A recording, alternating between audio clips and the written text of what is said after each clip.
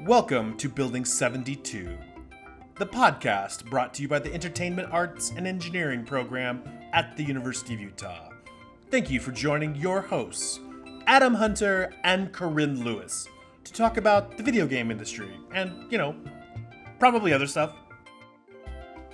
Hi, everybody. Welcome back to Building 72. I'm Corinne Lewis, and I'm here with my good friend, Adam Hunter. Why, hello there.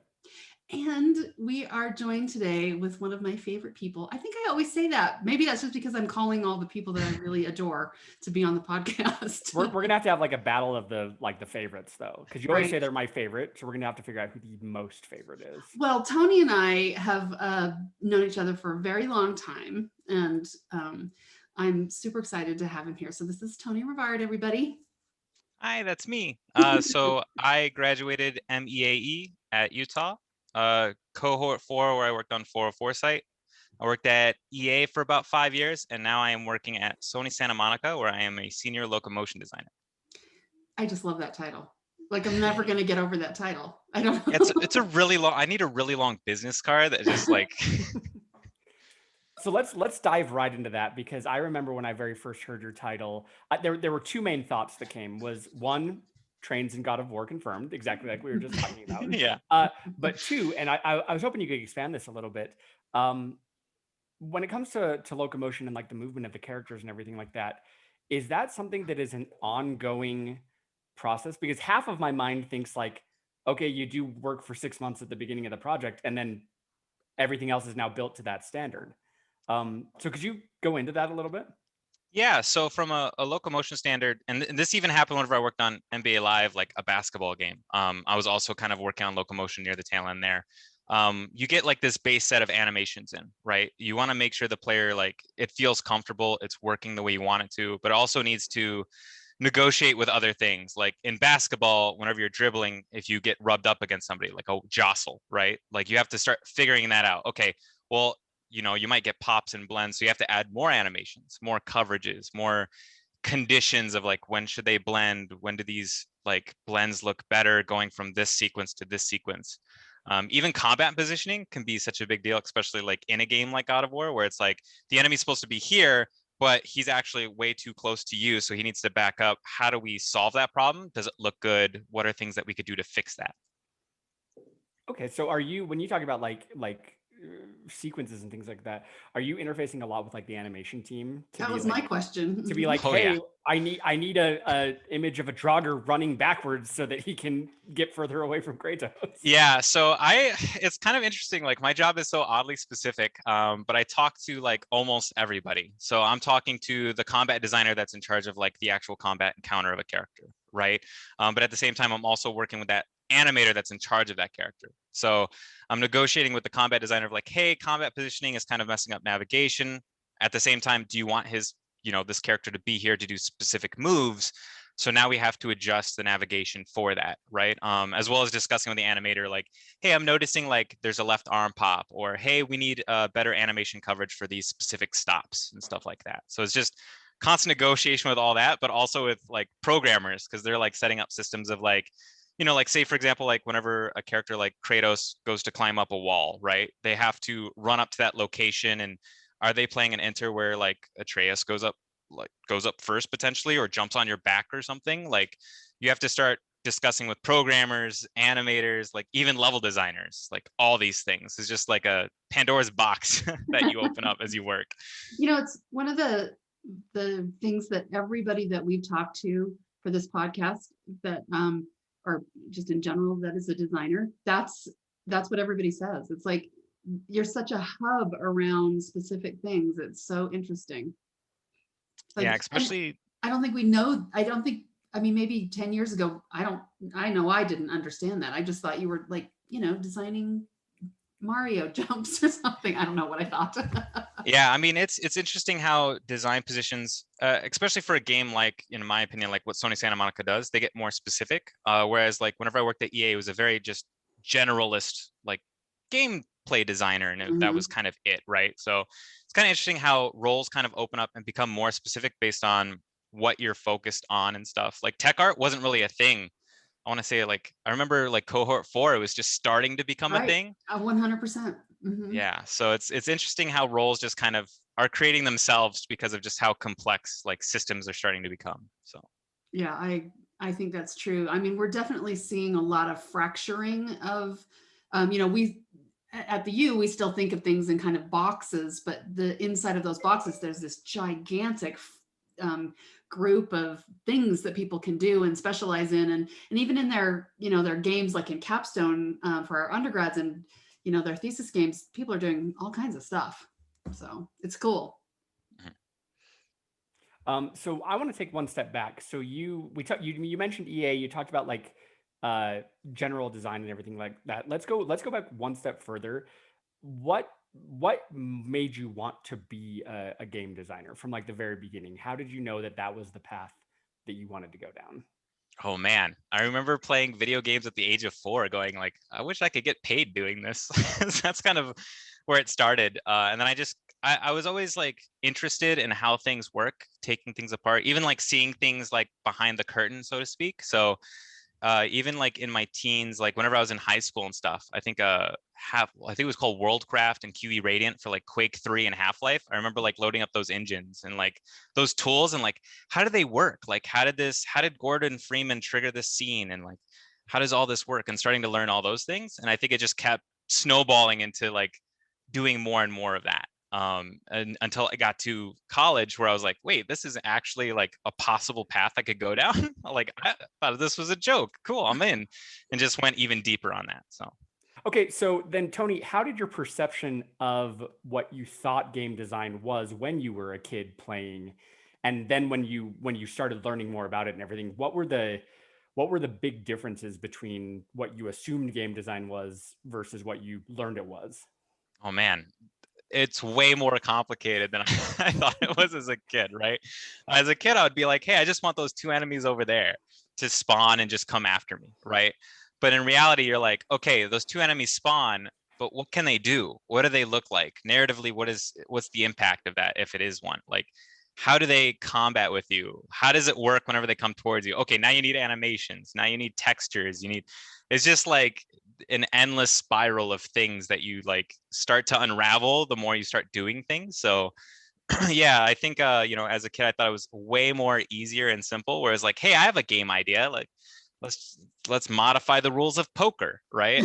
But in reality it's like, no, there's so much more theory that goes on behind the scenes, right? So I think that happens a lot, especially in the world of design more than anywhere else, is that there's a lot of assumptions that there's just like an ideas guy who's just like sitting at a desk like, hey, we should do this. Now you all go make it to all the minions on the team. Yeah, I have students all the time that the reason why they think they want to be a designer, I actually spend a whole class period on this, is because they think that that means you're in charge.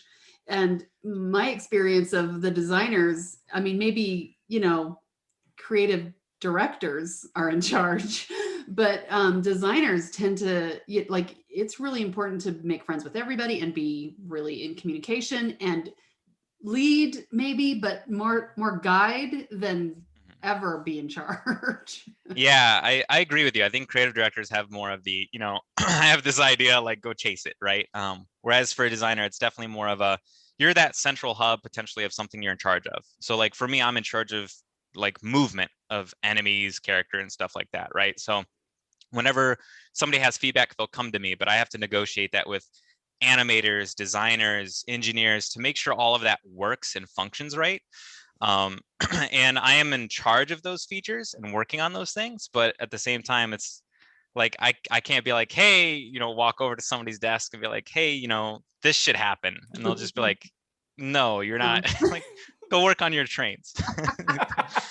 So I worked at a studio once where the phrase it would be cool if, and then as soon as someone said that, we like kicked him out of the room. We're like, no, we're not doing that. We're going to talk about this like systematically, and we're going to figure it out. We're not just going to say it would be cool if this, because that's how it snowballs into craziness. yeah, I agree with you. I think sometimes I always do the yes and though, and it always ends up being like a cool way of building it up more though. So at least that was what it was like on 404 site, was a whole lot of like, yes, I like that idea, and and negotiating that. Yeah, I have always tried to be not a no because, but a yes if person. And Yeah.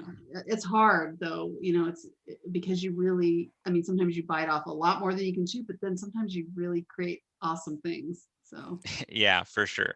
I agree. yeah. So we were talking before about how you had been at EA. We were talking about generalist designer. What are some of the other things you've kind of described in detail what you're doing now?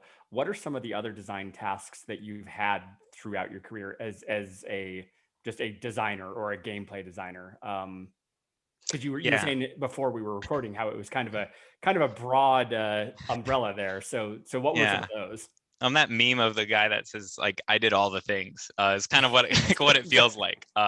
So I worked on NBA Live from I want to say Live 15 up until I think 19 was the last published one, and then I also helped greenlight the college football product that got announced recently, which is super dope. Excited for them. Really but the interesting. yeah, but the things I've done throughout that whole experience, right? So NBA Live 15, I was just an intern. I was doing like localization strings. So it was like, hey, the control schemes, or like, how do you want to write the description for this achievement? So it wasn't super cool, but at the same time, after a while, they're like, all right, start working on simulations. So whenever I sim a basketball season, hey, the Cavaliers are winning whenever they didn't have like a really good team at the time, or why is this the best 3-point shooter in the game whenever Steph Curry's around? Like, this doesn't make sense. What's the center doing as the best shooter? So like figuring all that stuff out. And then eventually it turned into, all right, you're going to start working on the create player feature. How do you negotiate face scanning or putting items on? How do you do live services potentially with create player?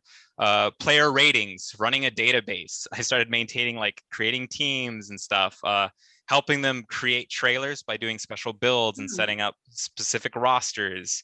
What else did I do? Eventually I did full on features where I'm doing UX designs, UI designs, systems, full featured modes. And then eventually they were like, hey, you play a lot, you should do some gameplay. And then for a while I was doing like 50 front end gameplay systems work and then modes work for franchise and stuff like that. And then I started working in terms of gameplay. I did like traits, layups, dunks, and then I worked on player locomotion eventually. And then for the EA college football, it was a lot of like pie in the sky, like what could we potentially do with this project? Like what are the different ways we could do those things? So then I want to think of how to phrase this. So how much of your work, either back then or now, how much of it is kind of conceptual design stuff, and how much of it is like in engine or in spreadsheet implementation, actually making the stuff happen that you have designed? Yeah, good question. So depends on the situation. I think a lot of, for me on gameplay, it was a lot of the systems already kind of exist for the most part, or hey, there's this new technology that's coming in. Let's prototype in game and start figuring those things out. Whereas coming up with like new modes and systems, it was a lot more of, okay, pen on paper, write game design documents, write UX flows, UI flow charts, and like start communicating like 2D art and stuff like that. So I think it depends on the position. Here, it's a little mix of both, where a lot of it is having like a vocal discussion with somebody, making some notes, and then actually getting some assets and me prototyping something together. Remind me, what was your bachelor's degree? Media arts and technology at Michigan State with a specialization in game design development. Right. And you had programming part of is a chunk of that, right? I did not. I was actually, yeah, so during my undergrad, we didn't have we had some engineering students and some artists, but they were like fine art students. So they didn't really understand 3D modeling and stuff. So my whole undergrad, they would try to like make the teams fair, but sometimes it would be, hey, we're lacking like enough engineers to do something, or we're lacking enough animators or 2D artists. And a lot of it was like, I'll figure it out. That's what I was just going to say, is you came in and you could actually do a lot. I remember that vividly. Yeah, it was a lot of self-taught. I'm taking that time to learn. I always went above and beyond like what the class was. Like I remember for the EAE program, there was the producer engineering class. And it was kind of like, all right, the bare minimum is make your own game. But I was like, all right, I'm adding AI. I'm doing this. I'm doing that. I was like, I'm adding like a cool kill cam on this top-down strategy game. So I always try to push the boundary of like, okay, I got the checkbox there, but could I keep going further? So Right. that helped a lot. Well, I mean, that's actually what I remember is I always, like every time I ever walked by your desk when you were in the program, you were in Engine somehow, you were always working in it, not just burn down charts and things like a normal, like in our production track.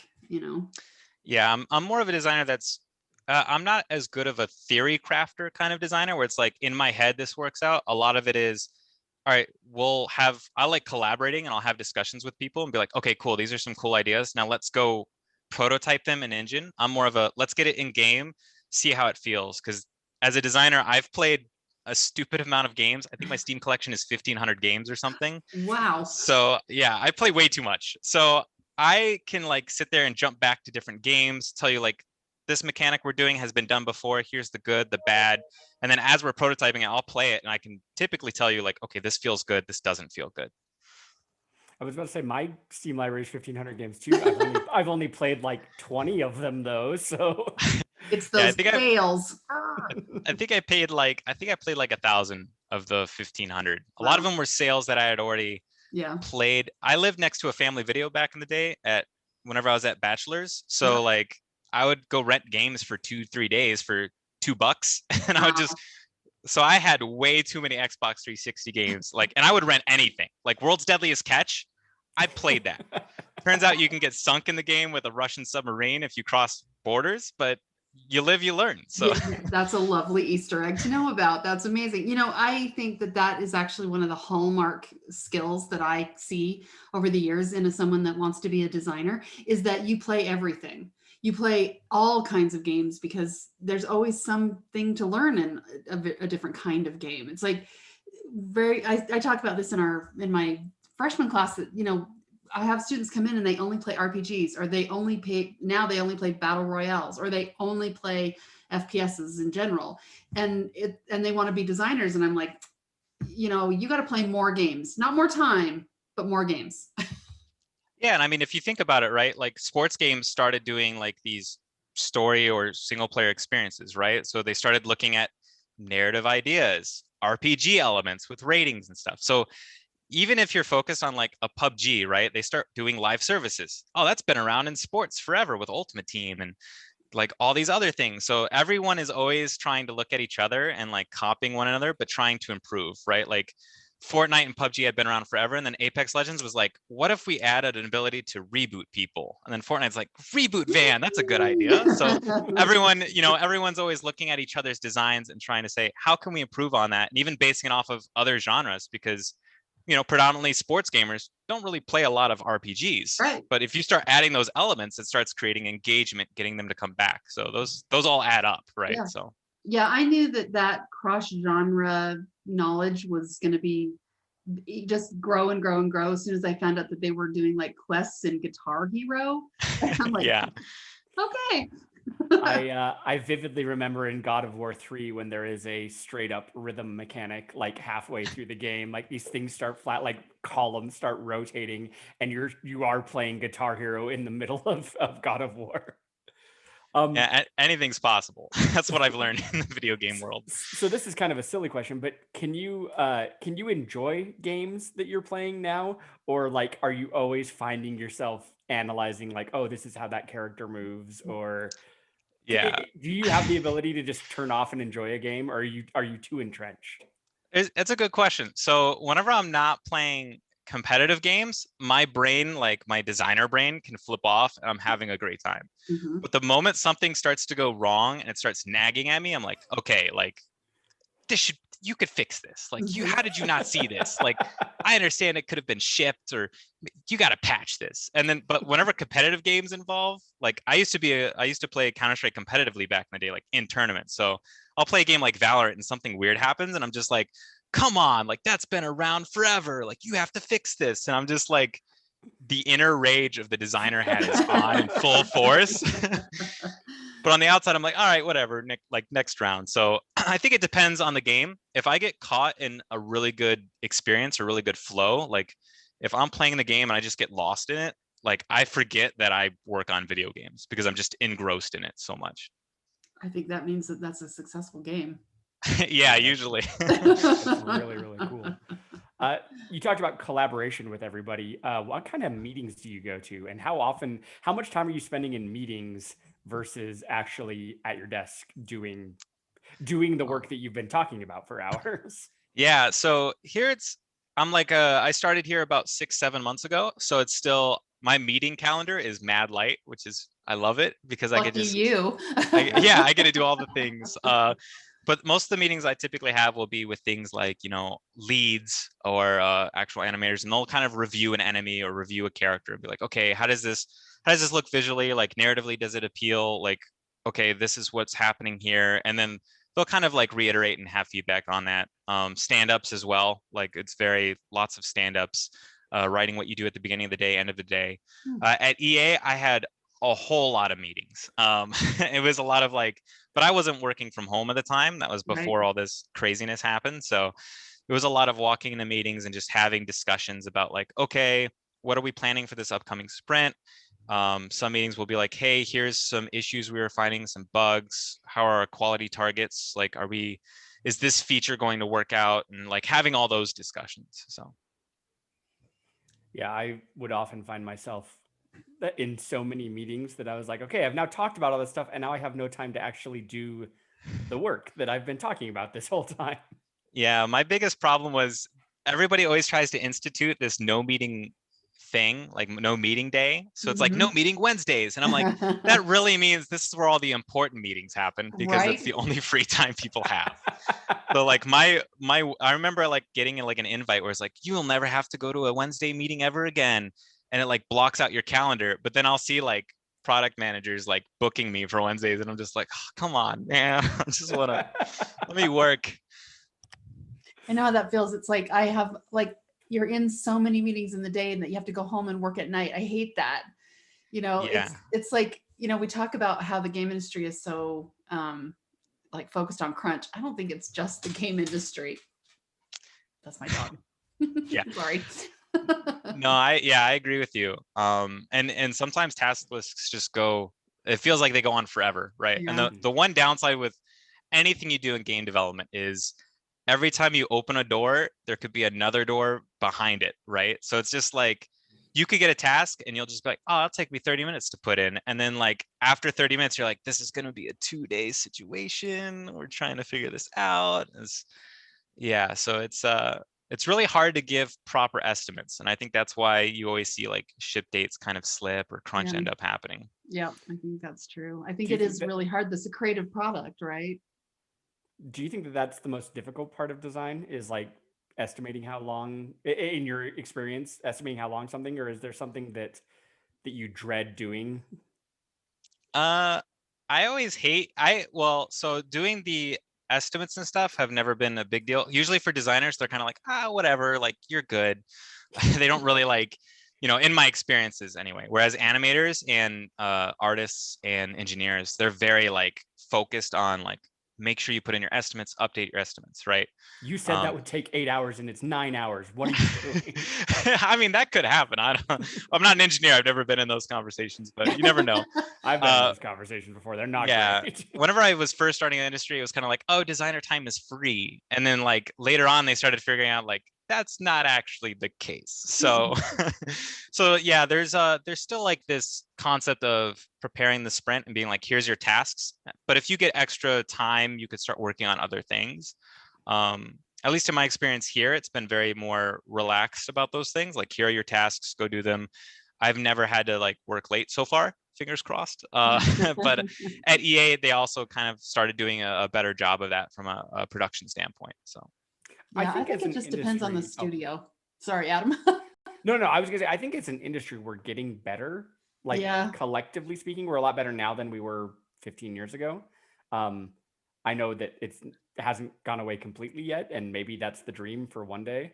But I do think we're getting better, like as a whole, of either keeping realistic deadlines or not being afraid to push deadlines if something isn't quite to the level that we want it to be. It feels like to me that the industry, I mean, Tony, you probably can tell me if this is true or not, but we have had a number of people every single year go into production. And it seems like that they are getting jobs a little bit more quickly now than they did when we first started. Like, so the industry is actually hiring more, but a big variety of jobs that a producer does, but they are like, they're better trained, or I don't know, they're just getting jobs. Yeah, I think producers typically act as more or less the managers for like the people they work under, right? Or that work under them. So it's a lot of, if you're managing too many people, you're not going to be an effective producer. So I think there's a lot of people working like as a group or in tandem with other producers and trying to manage a group of people. And like to your point, I think that's a mix of being able to avoid that huge crunch problem, or at least trying to avoid it, right? There's still that unknown variable where it kind of makes it inevitable the moment you put a release date on. But they're trying to throw enough data at it, you'll start to figure things out. So they're trying to do that. Yeah.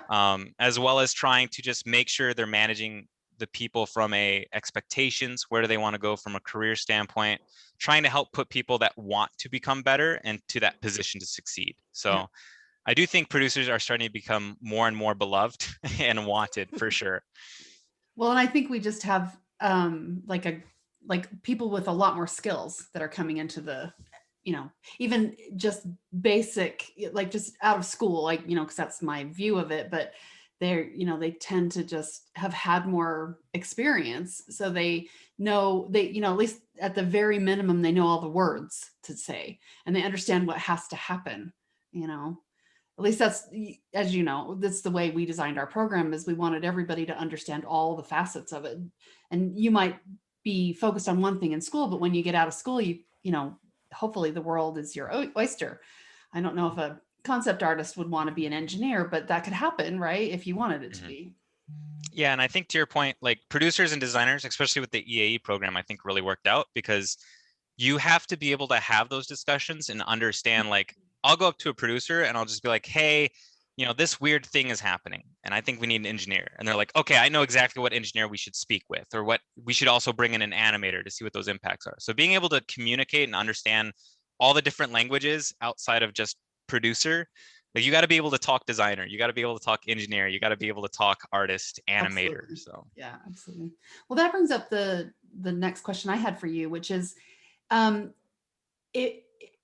is there a skill set, like, is there something that you wish you had when you got out of school, or that you had spent more time working on? I feel like you're kind of a unique person, because you always sort of like, if I need to figure out how to do this, I'm just going to figure out how to do this.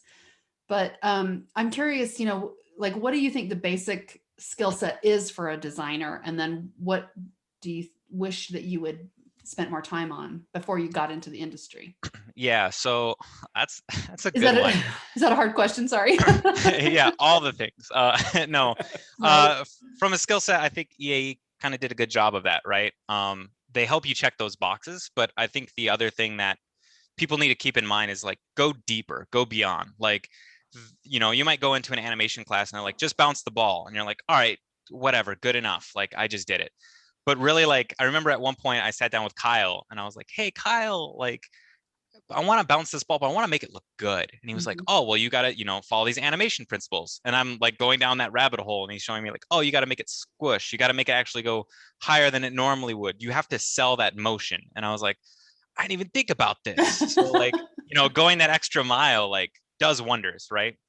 It helps if you're learning that from somebody like Kyle, who's a really, really good animator. Yeah, C4, like, everyone on 404 site was kind of a big deal for me. Yep. So I was like, everybody was awesome. So it was, I loved being able to like turn around and be like, hey, Rachel, how does the UX work? Like, whenever she was working on the colorblind deficiency stuff, I was like, oh man, that's actually like fascinating. And I didn't even think about that possibility. And the fact that she was jumping on that, like, gave me the opportunity to learn and like understand those things. Yeah. Right. So yeah, I wish in the long run, I wish I understood the technical side of things a little bit more. I wish I was a little bit of a better artistic brain about it as well.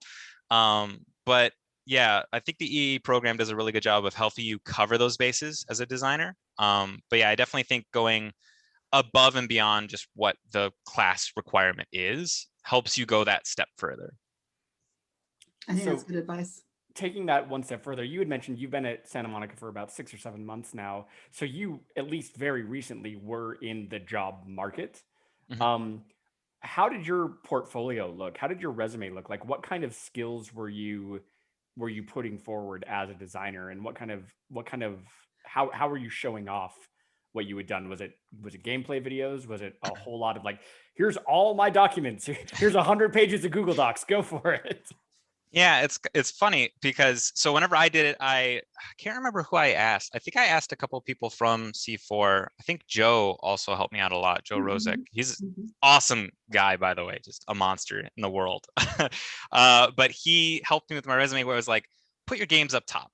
Like anything you've shipped or worked on, like let them kind of see that at the top where it's like, hey, you've worked on a sports title or you've worked on this project and what you've kind of done to that. And then also kind of getting to those skills, right? Like if you're sending a resume, typically like the last thing they check is making sure you went to a college, right? It's like, do you have the skills that fit the job requirement? So my resume didn't really like change too much. I think I would tailor it and reword things based on like, if I'm applying for a locomotion position, I would make things and reword it a little bit so it's more tailored towards locomotion as opposed towards like, if I was applying to Riot to do something console related, like this is more systems and console oriented. And it wasn't like a massive like overhaul, here's a whole new resume, but it was like, let me change a few words, let me add a bigger emphasis on this section that I think fits, you know, the bill of what they're looking for. And then for a portfolio, I feel like recruiters, they get so many that they just can't spend time looking at deep videos. So my portfolio was bulleted list of like, here are some contributions I did to this particular project. It was really quick, succinct, right to the point. And I think I had like a gameplay trailer at the top of it. And I even had one recruiter like, yo, I really appreciate the fact you did that, because I think somebody was like, they sent them like a 15-minute level design video where it's like, here's my walkthrough, and they're like doing a narrative over it with no like supplementary text or anything like that. And they're like, we don't have 15 minutes to look at your like portfolio piece. So I usually recommend to students, if you do have a lot to say, and it's usually the designers who have a lot to say, I usually recommend like, give the like TLDR at the top, yeah, and then give the like, do you want to know more? You can click here and you can watch my hour-long gameplay playthrough and everything like that. But at least give them something that they can give the very quick glance of what you've done and where your skill sets are, without having to like shovel through just a ton of text and a ton of videos and everything like that. yeah, for sure. Like you want it to be quick to the point, because a recruiter is going to spend maybe like a couple of minutes looking at your stuff. As me as an interviewer, like as a designer, when I was interviewing people at EA, I would go that layer deeper. I remember at one point I downloaded some dude's prototype or something that he had made and like played through it and kind of got an idea. Or I would watch like a video. So those do help. But yeah, to your point, like you're gonna want that TLDR, because there's been many times where like I remember I told you about like I had a horrific first ever interview in the game industry that was like a 6-month process, canceled flights. It was a disaster. And I remember everybody was out to lunch, so they had to grab different designers to interview me, and they literally like grabbed like an iPad, loaded up my website, and was trying to read my resume while they're interviewing me. So like sometimes you got to like make sure you have like the TLDR version for sure. Absolutely. And also, yeah, that I empathize with you. You always have that one interview that just happens and you're just like, well, I'm never interviewing again, because that was me. If this is what the future holds, then I'm done. I don't want to do this anymore. You know, Yeah, that was a doesn't nightmare. end. That happens all through your career too. Like you never have any idea that it's like, interviewing is hard. Nobody Yeah. has practice at it, you know? Yeah, for sure. And even design tests like can be such a nightmare where it's like, oh, why are you making me do this? Like at least give me feedback. Sometimes they do, sometimes they don't. So yeah, it's interviewing is always, I don't know, I'm always sweating bullets. And sometimes the interviews like will be like, hey, we're here to help you, like encourage you to succeed. Let's just check the boxes. I've also been like in a 6-hour like remote interview with no breaks, and it was just them grilling me. They were like, do you know anything about combat? And I'm like, no. And they're like, great, let's start asking you about how you would do combat. And I'm just like, I just said no. But after that whole interview, they were like, oh, we just did that to see like how you would react in an uncomfortable position. You actually handle it pretty well. So let's actually talk about like what you would actually do and see what your knowledge is on that. And I was just like, I did not have fun with that experience. And I don't know if I want to work for a company that yanks your chain like that. Yuck. Yeah, it was terrible. I think by the end of the call, I was just like sweating bullets. I was like so worried. And I was like, I felt like I was like, did I apply to the wrong position? Like what happened? But sometimes they switch it up on you. So Well, so you're now at Santa Monica. You're working on presumably one of the biggest, well-known video games in the world. They might be making something new. We don't know. That's why I said presumably. So I mean that it's kind of high profile, right? Like that's almost as high profile as you can get, especially being at least relatively early in your career, like you still are. Do you feel is imposter syndrome a thing? Do you every look day. around and go like, what is going on here? Every day. So how do you overcome it? Because I mean that is a loaded question. I'm the king of loaded questions, but if someone who is as talented and as confident as you can feel that, then it can happen to anybody. So my follow-up question is, how do you overcome that? How do you cope with that? Is it just like I'm just going to keep faking it until I make it sort of thing? Or do you have any like tried and true methods of being able to display that confidence in yourself? It's tough because I'm like, I'm one of those people that like, I'm really hard on myself. And I am like the walking imposter syndrome, like for myself mentally. Like even whenever I got accepted to EAA, I'm like, why would they accept me? And like, even whenever I like got to EA, I was like, what is this? And then like, whenever I got the offer from like, hey, do you want to work, at Sony Santa Monica? I was like, is this from a real email? Is this spam? Like, I don't, and even working here, it's funny you say early in the career, whenever I think one of the combat leads is actually a year younger than me. So I was like, oh no, now I feel really old. Oh no. So yeah, that was one of those moments where I'm like, oh man, like how have I been doing? I don't know if I have any tried and true method. Like it still hits from time to time, but I also like sometimes try to sit back and reflect like, hey, you're here. Like, obviously they believe in you if they've hired you, right? You're in that position because they know you'll succeed. And I think it helps whenever you're surrounded by people that, they compliment you or they encourage you to do great things. And I try to do that with other people too. Like if I'm talking to an animator, I'm like, yo, your animations that I just got, they look amazing. Like this is awesome. Let's keep it up, right? It's we're all in this together is kind of like the mentality I try to do. So yeah, it's really tough because sometimes they'll do like, a sync up and they'll be like, check out all this cool new combat stuff. I'm like, oh, this is so cool. And they're like, so what do you have? I'm like, check out this player moving. I'm just like, oh, this is not as cool. Like, yeah. So you knew since you were little that you wanted to do this, Yeah. I feel like I remember us having a conversation about that. Like you just, if I can't do this, I don't know what else I would do. And I think that's why you worked so hard, is because you were afraid that it wasn't a real thing, but you have made it so real. And I'm so happy for you and so proud of you. Yeah, thank you. And my skepticism about getting in the industry has helped a lot because even as a kid, I was like, it's going to be impossible. Like everyone's going to want to have this job. So I always like try to go and go deeper and do that extra effort. And, while that may have like led to me like almost like crunching in school a little bit, I remember you yelling at me a lot because I would always be in the lab late or early. But it always always there. Yeah. So it was, in hindsight, like it ended up working out for me. So I can't complain too much, but well, I don't think you know that though, because like you almost killed yourself. Like you were. Yeah.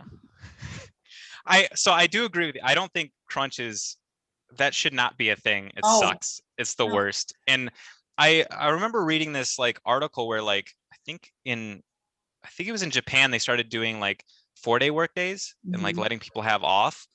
Because I think after a certain number of hours you've worked, you just start being worse. Yes, Microsoft did a study. Oh, maybe it was Microsoft that did that. So Yeah, I definitely think like after you've crunched for a while, and I've done like heavy crunch loads before, where like I said, it was whenever I was my final semester, I was a full-time grad student and also working on NBA Live, and it was like during alpha. So I would work, I think I got up at like 9:30 a.m. or 9 a.m. to go to work, and I would be there until like 10, 11 at night. Then I would come home and work on like my thesis project till like 3 a.m. Then 3 a.m. to 6 a.m. I would work on like all the other classes like narrative, 3D modeling and stuff. And then I would go to sleep for 3 hours. And I did that for, I want to say 3 or 4 months I think you straight. did it for 4 months, and I was concerned. I'm surprised Yeah. you're still here. Like, congratulations on not dying during that. Yeah, it was a blur. And I like, also think it was a close thing. I mean, you looked really tired all the time. yeah, I was tired. My mind was like melted. It was, You can't actually be doing good work, you know. We have students right now that are working full time and are in school full time, and I see that look. It's like you're not doing your best work right now. yeah. And can't. it also sucks because you're just, you know it, I like at the know. same time, right? You're I like, I know. have to finish these tasks, but I know it's not going to be up to that quality bar. And I want to graduate because it's expensive, and I want to get done, and I can't, and I don't want to say no to this job, and it's a juggle. God, I know. Yeah, it's I think it's avoidable if you like Maybe. but you run into those, you put yourself into those scenarios that make it unavoidable, right? Like if I was more efficient with how I manage my time, or I negotiated potentially with you and the faculty or with my manager, right? um I have this mentality where I put things all on myself and I just try to like dig in and do it. And I think that's what leads to a lot of situations with crunch where it's like, yeah, we could get that done, and then there's this unknown variable called making video games that come into play, and everything starts on fire. So And that you don't actually have a full 24 hours all day to work on something, because sleep is important. sleep's overrated Overrated. sometimes. But So I've been thinking for the past little bit. I want to ask this question, and there's no way to not make it a completely loaded question. And I feel bad because I'm trying to do better at that. And I'm not trying to disparage anyone or anything. Do you find that, or maybe I'll say, do you have any experiences with? I found in my life working around people who are passionate about what they do often encourages me to do better, even if it's not in like a crunching way. Because sometimes when you're crunching, it's like, hey, we're all going to crunch, so at least, misery loves company. But I found that there's a degree of like, if I am working around animators and I know those animators are putting their heart and soul into it, that actually makes me want to perform better in the stuff that I'm doing, because I want to be able to be like, I want my stuff to be as good or as reflective of the final product as theirs is. Um, do you find that in where you're working now? I imagine most people working on at Santa Monica are probably really jonesed to be there and really excited about it. Is Certainly there all the people we've met that are at that studio really like for it. sure. All the people who come and talk to us. But Yeah. do you find that there's like an unspoken degree of everyone boosting each other up as far as, let's make an awesome game, let's make a game of the year game? yeah, I mean, I even at NBA Live, whenever we didn't really sell like amazing, we didn't have the best Metacritic, we still had that mentality of like, we're all, I feel like there's this just like I don't know what you would coin the term, but like being together, right? Like having that group. Everyone is always trying to push themselves. And I, as a designer and even as a producer, I would be like, I'm the kind of person where I try to push that passion, and I'm trying to like show I'm passionate about things. Like even if somebody like looks bummed or isn't really like jonesed about the project or something, I still try to, appeal to their interests, get them to like be a little bit happier, try to like talk them up a little bit. And also just encourage them. I think everyone is, always super ecstatic about what they work on, because at the end of the day, like it's kind of like a dream job, at least to me it is, right? So it's something that, by proxy, I'm just going to inherently be passionate about it. And I do think I agree with you where like if I'm working along somebody that's just like putting in amazing work, it just makes me want to work harder. So like during those combat meetings and I see all these cool like things happening and they're like, oh, what do you got? And like, yeah, my guy moves, but I'm gonna make that look really good. Don't just you wait. Hold that thought. Yeah. That was a perfect answer to a terrible question. So I thank you very, very much. Yeah, no problem. Well, I just think that, I mean, knowing that the group of people that you did your thesis project with, you guys were a team. And I think you really understand what a benefit a really solid team. And you guys, I mean, you had complicated things that happened on your team, but Yeah, like the project getting completely scrapped, and the faculty was mad at me. So I remember that. I wasn't faculty then. So Yeah. 404 site was that whole pre-production was just a total mess. I don't know if I should go down that rabbit hole, but yeah, working alongside a passionate team. I remember just sitting there, like at one point we had somebody that was in the industry came by and played the game and just like destroyed us. And I was like, oh man, he's like, I was upset. And I was like, I hate that guy. But at the same time, I was like, he's so right. Yeah. so like, you know, it was one of those like, you destroyed my passion, but I'm reinvigorated and fired up again. And we ended up like, I think it ended up being a pretty successful game. Like it worked out really well. So it's amazing. And, you know, I think practicing your resilience and having some grit is it's good practice for the game industry. Yeah, there's a lot of like situations where you're really passionate about something and might get destroyed, right? Or being able to take constructive criticism sometimes it's really hard to take, but yeah, it's never easy whenever somebody's like playing something and they're like, this is the worst thing ever, right? As somebody that like, you know, you're not supposed to read the comments of YouTube videos that you make and stuff. I totally go into Twitch channels of games I work on, and it's not a good idea. Tony, don't do that. Don't do that. But you know, as a designer, you have to be able to like, even though they're like, I absolutely hate this game, they're still playing it. So there's something there that's encouraging them, right? So trying to figure out like, and 95% of the time, I love making up random statistics. 95% of the time, they'll be like, this sucks and this is why, but that might not actually be the reason why it sucks. Right. So they like, don't know. Yeah, they don't understand. Yeah. So even whenever they're like berating the game or like destroying you, you're still gonna like, I have to listen because I'm like, I want to understand where you're coming from, what you could potentially see as a problem, and think of those solutions. Yeah. So having that mentality helps a lot.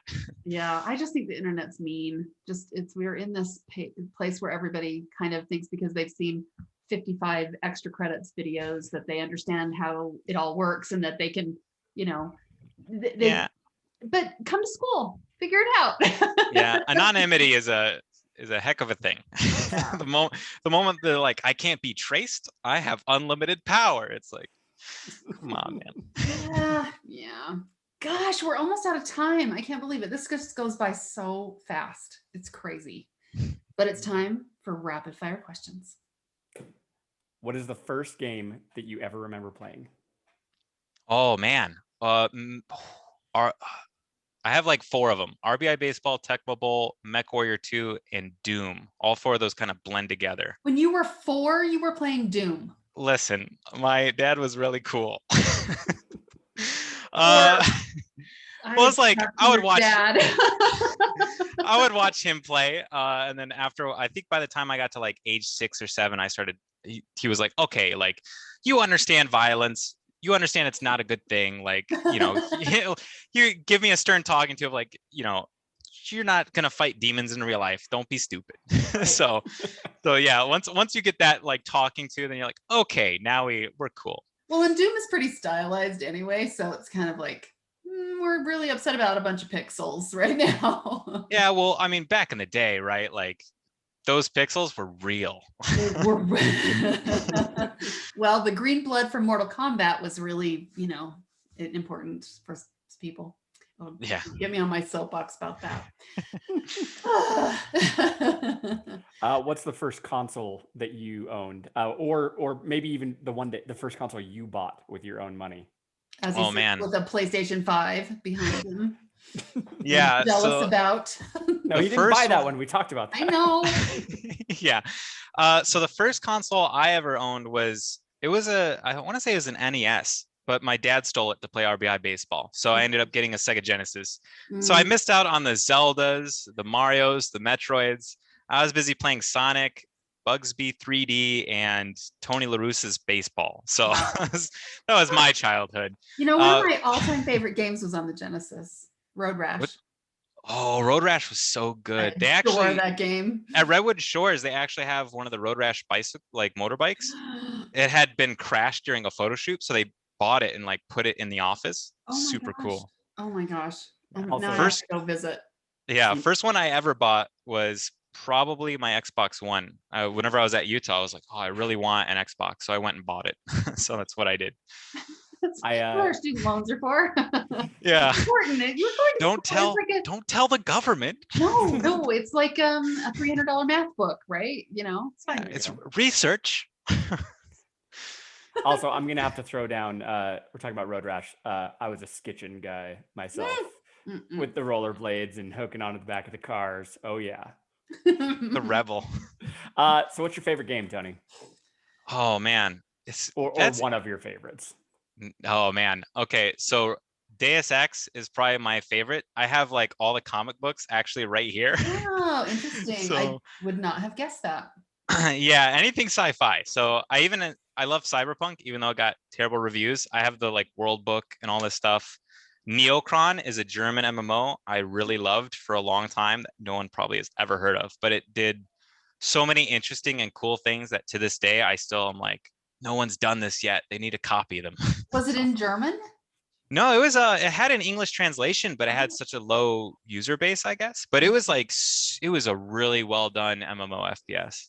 Man, it would have maybe really helped me when I was in school learning German. Yeah. I knew that was a long time ago.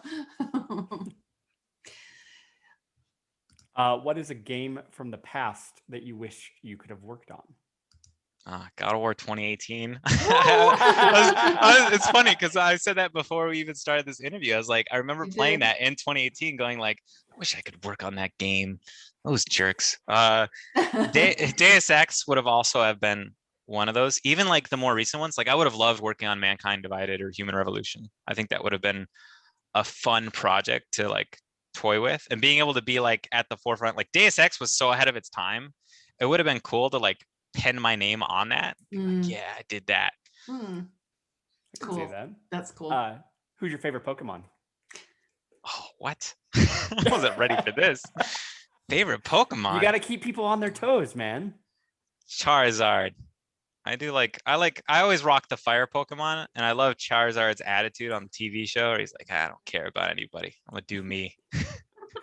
I was having a big conversation with my friend the other day, speaking of fire types, about like, why do Growlithe and Arcanine not get enough love? They are like tiger fire puppies. Like, what is not to love you are so about them, right? Like, they go so under the radar, and they are so incredible. Yeah, my second favorite Pokemon would be Snorlax, just because I wish I could sleep as much as Snorlax could. Oh, yeah. Okay, so you're given control of a studio, and they give you carte blanche. What game do you make, or what type of game do you make? Oh, so I'm all in on action RPGs, even first-person RPGs. Like, I feel like there's so much, even though it's such it's so saturated right now, there's still so much potential there with like toying around with narrative, toying around with like how do users tell stories, especially with like how GTA RP is such a big thing. It'd be even cool to make like some kind of multiplayer equivalent of an action RPG where people could kind of like role play and do their thing, but also like have a really deep system. If I had $1 billion, sure. So what are you playing right now? Oh, not right now. You're talking to us. What are you playing right now? Yeah, that's after this meeting instead of work. Right. Valheim. I've actually been playing. Oh, I have had a lot of students talk about that. Yeah, for some reason, it's really, really like I usually don't like those kinds of games. Like Minecraft, I was like, I get it. I'm not a big fan. But for some reason, Valheim just like it clicked in my head. That and Astroneer are like the two games that are open world that just work. And I love having like yelling at my friend about like, oh, you're building this all wrong. And then like, like one day I was like playing it and I like built my side and it was like a 2-story square building. And then his side was just a 45-degree angle, like traditional. And it was like all connected. So it just looked like it was like a TV show where we're doing our own thing, but it looks so stupid. But that and Valorant is another one that's like I've been playing a lot of. So Yeah, all the V games. I don't know what's going on. Yeah, V for Vendetta. Valhalla. Yeah, Valhalla was a really good one. So I'm in the middle of that. Uh, It got kind of dark, so I have to do it a little bit at a time. I'm not a binger, like I don't binge watch it because I need to think about what's happening. yeah, that's like an 80-hour, 60-hour game Oh, with just easy. story. Oh my Yeah, gosh. yeah. I had finished Odyssey. My pandemic summer was Odyssey. So Yeah, is that the one that had the Final Fantasy character in it? no, Or is it Origin? There that was an must have been Assassin's Origin. there was an Assassin's Creed side mission where like a Final Fantasy Guardian Force shows up. I'm just like, what am I playing right now? It was Wow, like no. I think it was like an Easter egg at the Oh time. yeah, no, it must be an Origin because I have done everything I possibly could do in Odyssey Okay, it now. must be an Origin. Yeah. So and fun. the last question that we like to end on, do you have any advice for either someone thinking about starting their career in games, or perhaps advice that you would have given Tony a number of years ago? If you could sit yourself down and be like, all right, bro, Oh man. listen here. If we have another 25 minutes, You have let's 25 see. seconds. How about No, I- you take as much time as you need. Yeah, I definitely think learning a little bit of everything is so critical. Like learning a little bit, like understanding how logic works to program was huge, especially with how, Blueprint is a thing, or Unreal Kismet, where it's all visual scripting. Unity starting to support it. I also wish, like as a kid, I had the ease of access into like Unreal Engine and Unity that, that everyone does. I think you can get Maya for free now as a student. Yep. You used to like have to beg people for money for it or obtain it in other ways, which is so like a lot of we don't talk about that. But yeah, it was a lot of that, like a lot of just trying to think more critically about those things. I think another thing I always try to tell people is there was this one conversation I had with a friend and he was like, yeah, where did you apply? I'm like, oh, everywhere. I sent out like 300 resumes for my undergrad. Like I was just everywhere that like would listen had an email. I was like throwing it out there. And I had one friend that was like, yeah, I think I'm just gonna apply to Blizzard. And I'm like, just Blizzard? And he goes, yeah. Oh, you know what? Maybe Valve too. And I'm like, no, you gotta you gotta aim a little bit. You gotta aim around, right? Like it would be cool to work at like Valve, right? Or Sony Santa Monica. But sometimes you gotta work your way up to those points. And you gotta start somewhere. So try not to be so picky about what you want to where you will end up as opposed to where you want to end up. especially at the beginning, right? Because you may end up somewhere where you're still learning skills and still expanding that skill set and expanding that network as well. Yeah, and that's another thing is building, like collaborating and having those friendships, like working alongside Kyle, Joe, Siddharth, Tina. Like there's so many cool people that was back on cohort 4 that I still talk to even in my group.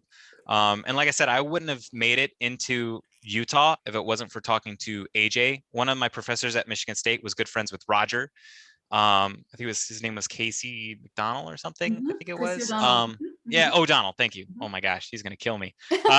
So yeah, it's all about, it's like degrees of separation from Kevin Bacon. It's the same thing about the game industry. It's crazy because working as a locomotion designer, like one of the first interviews I had was with a guy, and he goes, "So you worked on NBA Live, huh?" And I was like, "Yeah." He's like, "I worked on that 6 years ago, and I left to work here." And he's like, "We're gonna be working together a lot."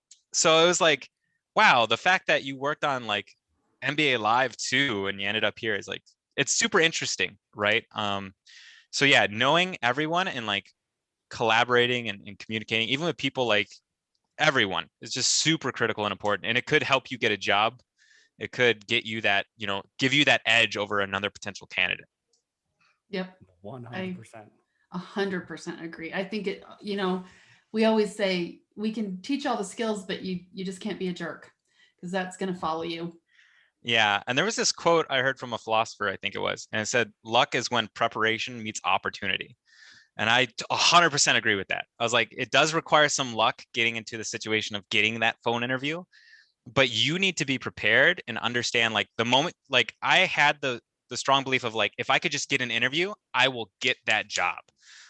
So like whenever I had that internship call, I was like, I knew I'm going to nail it. Like, I just need to get that call. So I got lucky with, faculty and students like speaking to the producer and like calling me. And he was like, dude, like they got your resume to my desk, but the moment we got on call, the first thing you said was, I think the first question was like, who's going to make it and win it all in the NBA finals?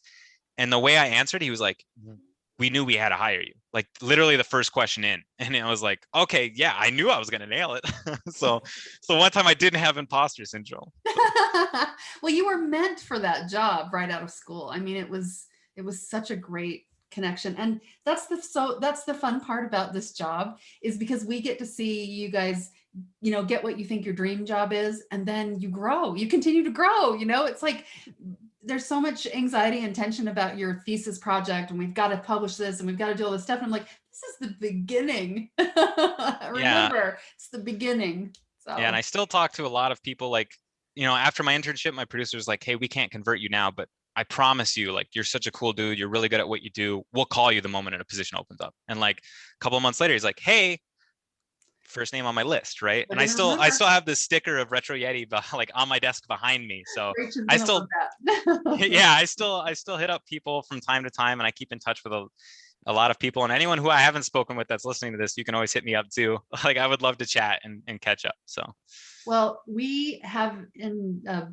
intention of bringing some people back in our second season. I don't even know how many episodes we're going to have in the first season. We haven't really figured that out, but we're going to have people come back and play their thesis games. Oh, wow. Oh, that would be really fun, just playing through Foresight, and even just talking about like the pre-production nightmare of that game and how it was actually 4 different games. Yeah, it took a while. It's okay. It was worth it. It got there. Yeah, it really did. It really, really did. Oh, Tony, yeah, that would be awesome. So great to see you. It was good seeing you too. I loved catching up with you. So I hope we can keep in touch. For sure. I mean, you need to not be in Florida. That would help. So yeah, I'm moving to California. Working for a California company. Yeah, that's the one thing I don't like, is working 12 to 9 p.m. every day. But but they're really cool. They're like, hey, you don't have to do that. And I'm like, well, as a designer, I feel like I have to talk to everybody. So I want to be during core hours. Yeah. There is I feel so bad for him. He lives in England. So he's going to bed around the time I wake up. So. We have students who, because of all of the immigration stuff, they're in China. And so they call into class at midnight. Yeah, that's rough. I don't know how they do it. I mean, I'm barely awake at 9 a.m., Yeah, I'm more of a night bird, so I think I would love that as opposed to yeah, I remember having a phone interview with a studio in England, and I had to get up at like 7 a.m. for it. And it was like it was like a 6-hour interview, and I was like, oh, I'm so tired. That'll kill you. Yeah. Well, it is so great to see you. So great.